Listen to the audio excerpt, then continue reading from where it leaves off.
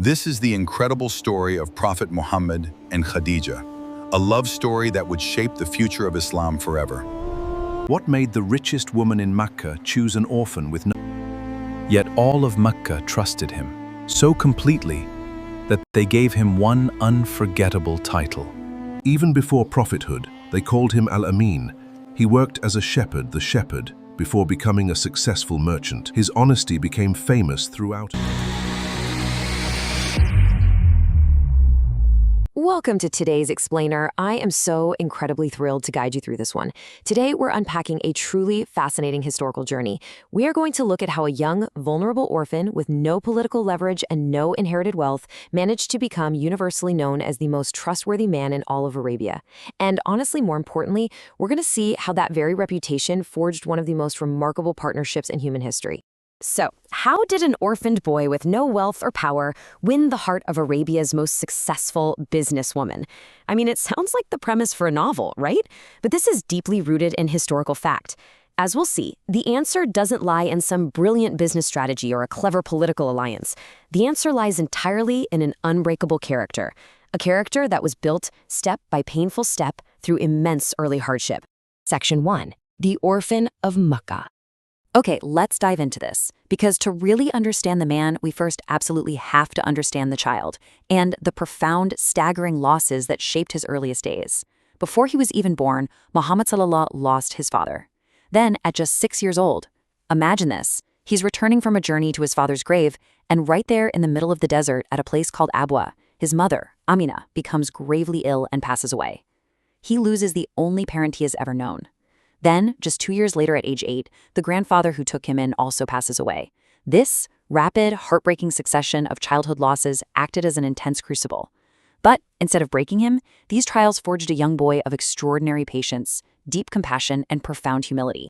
His grandfather, Abdul Muttalib, who was the respected leader of the Quraysh, actually had a special seat near the Kaaba where absolutely no one else was allowed to sit. Yet, when young Muhammad ﷺ would approach and sit right beside him, he wouldn't let anyone move the child. He would say, "Leave my grandson alone. He is destined for great things." Even as a child, sitting quietly by the Kaaba, surrounded by grief, but wrapped in his grandfather's immense protective love, Muhammad ﷺ clearly stood apart. Section 2. Al-Amin, the Trustworthy. And this brilliantly illustrates what happened next. After his grandfather's passing, the orphan boy came under the care of his uncle Abu Talib. Growing up under this care, he became a young man admired all throughout Mecca. He didn't have great wealth, he had zero political power, yet he had something far more valuable, a reputation beyond question. You see, at the time, deception in trade was incredibly common, and broken promises were just kind of seen as the cost of doing business. But Muhammad stood apart. Every business deal he made was marked by fairness and truth. He never lied, he never cheated, he never broke a promise. Because of that flawless integrity, everywhere he went, people spoke of his honesty and noble character. They organically started giving him titles. They called him Al-Amin, meaning the trustworthy, and As-Sadiq, meaning the truthful. I really want you to think about this.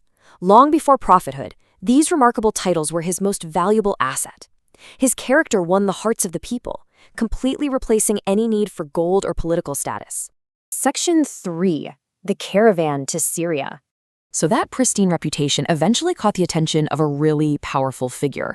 Enter Khadijah bint Khuwailid. She belonged to the noble Quraysh tribe and was widely known for her exceptional intelligence, her dignity, and her vast wealth. Although she was one of the wealthiest merchants in Mecca, she personally managed trading caravans that traveled across Arabia and beyond. Searching for someone she could completely trust, Khadijah heard remarkable stories about Muhammad ﷺ. People consistently described him as a man whose honesty had literally never been questioned, so she decided to offer him a position to lead one of her trading caravans to Syria. He accepted, and it would become one of the most important journeys of his entire life. Now, what's really interesting about this is what happened on the road. Before the caravan departed, Khadijah appointed her trusted servant, Seerah, to accompany him. His task was simple. Observe everything. The journey was long and demanding. Caravans had to cross scorching deserts, rocky valleys, and dangerous trade routes where robbers were a real threat. But Muhammad ﷺ conducted every transaction with complete honesty. He never exaggerated the value of his goods, he never deceived a customer, and as a result, the caravan actually returned with way greater profits than expected. Yet it wasn't the financial success that impressed Seerah the most. It was the extraordinary character he witnessed. He saw kindness, humility, patience, and complete honesty in every single situation. When they got back to Mecca, Seerah told Khadijah everything he had seen, and she realized she had found a man unlike anyone else in Arabia. Section 4. A Noble Partnership. Khadijah was deeply impressed. She had actually rejected proposals from many wealthy and influential men before this, but Muhammad ﷺ possessed qualities that wealth simply could never buy: truthfulness, honor, humility, compassion. Through a trusted relative, she expressed her desire to marry him. He accepted the proposal after consulting his family, and the marriage was arranged with great dignity and respect.